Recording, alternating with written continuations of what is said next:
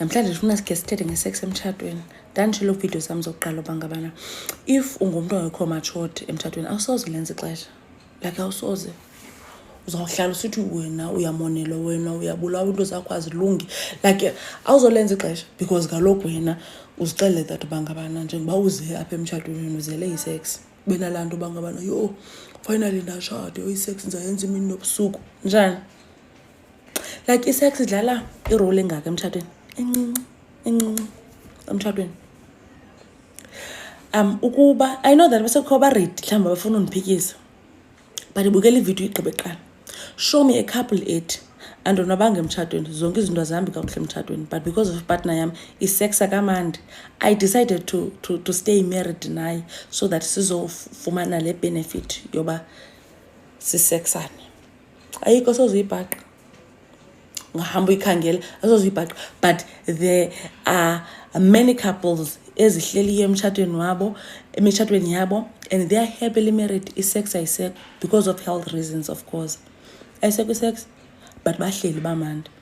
Kwa indlela ebheka phaa esexini ebheka phaa ebhedini ihamba nempatho kaloku. Bimpatho ayikho ntle, uzakwazi njani uye ebhedini impatho ingekho ntle? How on earth do you think that uba ngabana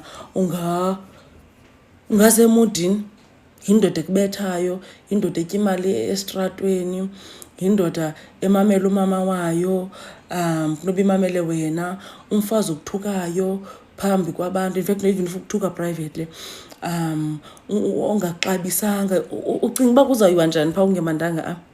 Ihamba nobumnandi nobuphatho kakuhle, ayiveske iziyele phayana.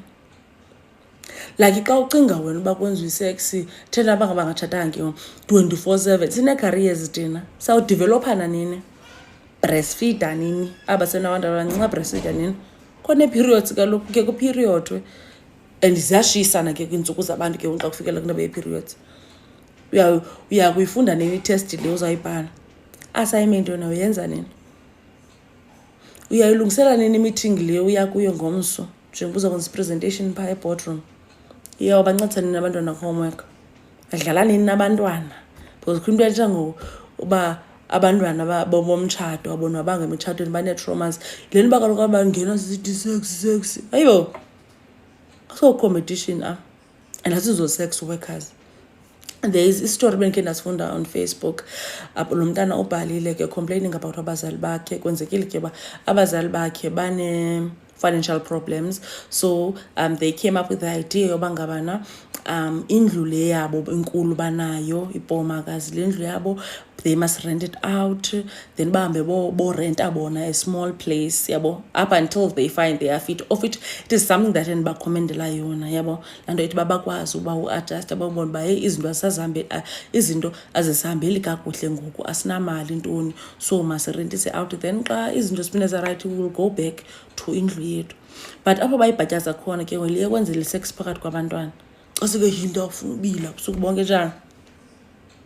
Like ufundisa ntoni uwesube nabantwana abancinci guys? Like ungaba no-10-year-old endlini kodwa busy uyangxola uyaviwa laa nto. Like that's why sinabantwana abastowed because asinazi-boundaries. Yinto le ngamandla. Shem uthi umntana omncinci xa ebhala ba even abanike nexesha ahamba abheke emotweni, olala emotweni acinge that uba mabenze le nto yabo beyigqiba. Uchuba bayayigqiba benze ubusuku bonke. Like ayikho njalo, akufanelanga uba ngabana injalo. Akutshatelwa kwenziwa sex, asizuba busy sex. Ubomi kufuneka buqhubekile, kufuneka sidevelophane, kufuneka like sifundile, like kufuneka like sibe ne-properties, like i-future abantwana si-investele abantwana. Yayiva a loving home, udlale nabantwana xa ubuya emsebenzini. Hayi leyo ucinga uba ngabana bonke ubomi bu-around sex. No, njani? Kuza sex waphi? Umtshato wethu ufuna abantu abamatshoda. Ubeva abantu abatshate bexokiselana, and I'm like, it's either isex nina unabantwana abancinci or i-toddler. You can't have a toddler ubusithi wena wenza ii-rounds ezintathu. Njani? Yenza every day. Njani? Befuna So uba usowucinga uthi uzawutshata yona, ngase iza nesinye isizathu esizakwenza ubutshate, because zabe xa izinto zingahambi ngendlela yakho apha uzawujika uphinde kube buhlungu kuwe. Because alo funeka siphangele, sibuya late, siyapheka, uyayiva, siyaspend ixesha i-family time, nceda abantwana kwi-homeworks uthini, uva sizitya, sawulungisa impahla for the following day. Yabo, unomthandazo kanti ulapha ke, kuyathandazwa, kuyalalwa. Ababreastfeedayo bayabreastfeeda, kuyalalwa, uyavuka omnye une-nightmares, omnye uba akafuni uyoyika yena, une-sounds azivayo, ufuna ulala nani. Uchonke uzakwenza njani xa niqala ukuyenza le nto, agutshuze umntana avuke, ucifuza khona inye uyenza. Being a loving parent ke ngoku, just imagine u7-year-old ubukele wena okanye umamele wena usenza le nto yenu ke nomntu wakho. Ayihambi ngolo hlobo guys, ayihambi ngolo hlobo.